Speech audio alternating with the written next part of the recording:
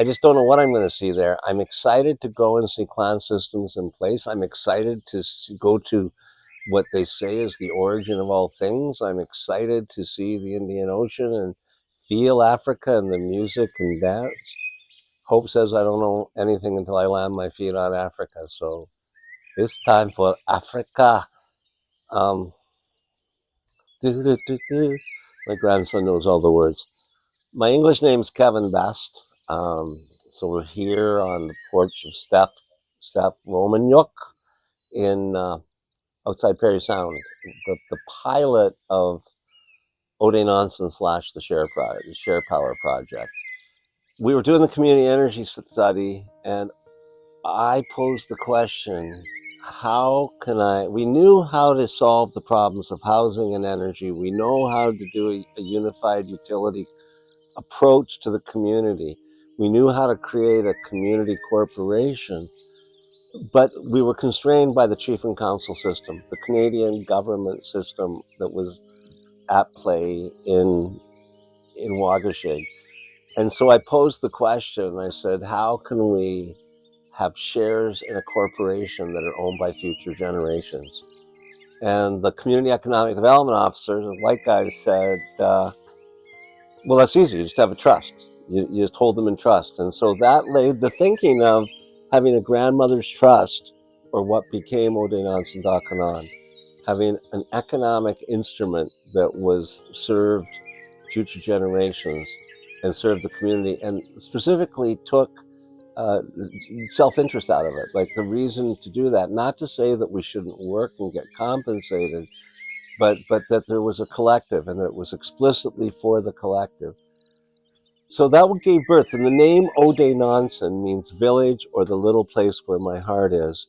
So boom, what's Odenaansan? Let me come at it from another level. The meta crisis we're in, the craziness we're all in, we need, in our opinion, and in many others, to indigenize or die. We need to return. By indigenize, we mean return to an earth-based culture that is sustainable, that is in alignment with natural law and divine law. We need to come back to those things, and that is what Odenaansan is intended to support communities in doing. We recognize that the colonial power structures corrupt inevitably, so we are trying to figure out how to operate within the constructs of a colonial corporation, maintaining integrity as an Anishinaabe or an indigenous governance methodology. I'm going to Africa for multiple reasons, but in the terms of the clan system, they're in this area, in what we call now Georgian Bay, in the Great Lakes area, the clan system in Anishinaabe territory, because Great Lakes is predominantly Anishinaabe or Algonquian, is in tatters. It's in tatters. In Uganda, or in Africa, in many parts of Africa, in the part of Africa I'm going to, we have an intact clan governance system on a local level and on a regional level. So I've been guided by spirit to go to Africa. So that's a story, but to me, there's not a question that that's what took place. I believe that the new calendar that I was taught by a Cherokee Tibetan guy, don't know if I should be mentioning his name, but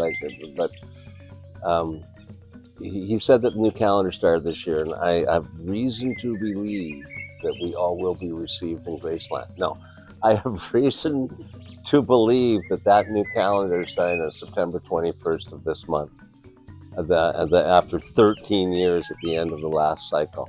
And I have reason to believe that there are people at the base of Mount Kenya that may know that as well. And if not, I'm going to bring them that information that I carry. And there's a lot of moving parts here, and I was told to move it along.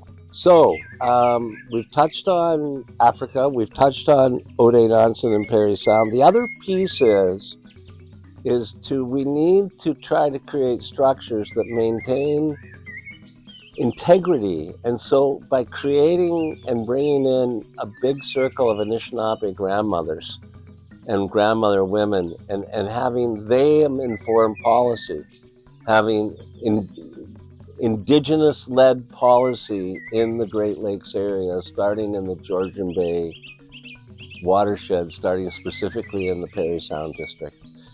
So let's start talking about these circles of policy that can then say what needs to be happening around housing.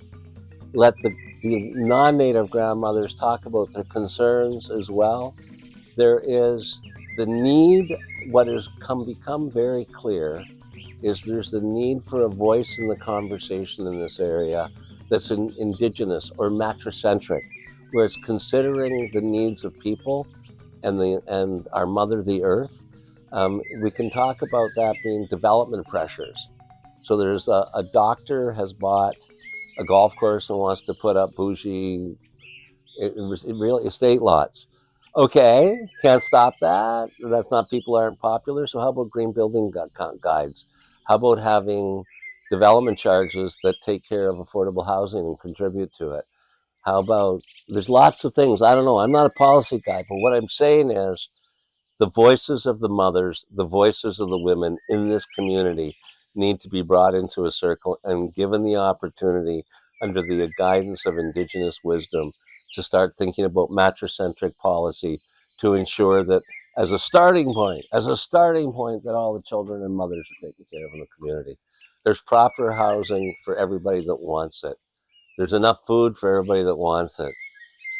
I went to the elders and the grandmothers a few years back, and they said, "That's all very well, Kevin.